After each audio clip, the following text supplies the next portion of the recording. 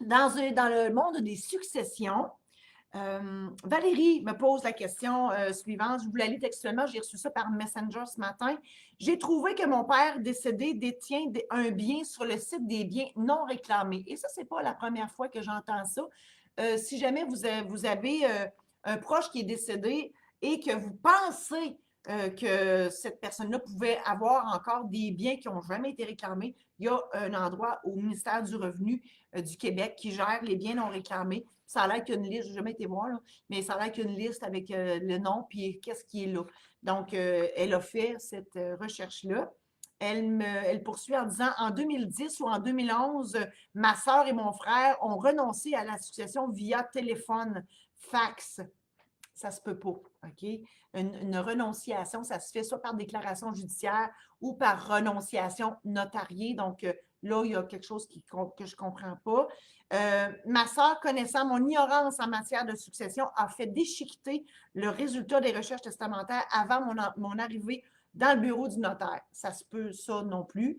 Un notaire ne détruira jamais des recherches faites à la Chambre des notaires et au Barreau du Québec, parce que lorsqu'une personne décède, on se doit de faire une recherche pour connaître le dernier testament que cette personne-là avait fait. Donc, ça ne se peut pas qu'on ait déchiqueté ça.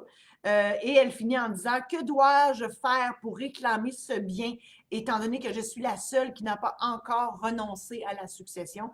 De toute façon, il serait trop tard pour renoncer, à moins qu'elle viendrait de savoir que son père est décédé. Mais c'est ce que je comprends. Je comprends que non, là. Elle le savait parce qu'on a 6 mois à compter du décès ou de la connaissance du décès pour renoncer à une succession. Donc ici, visiblement, ça fait trop longtemps. Donc, mais par contre, Valérie, je lui dis, faut faire attention parce qu'on ne peut pas juste accepter un bien de la succession.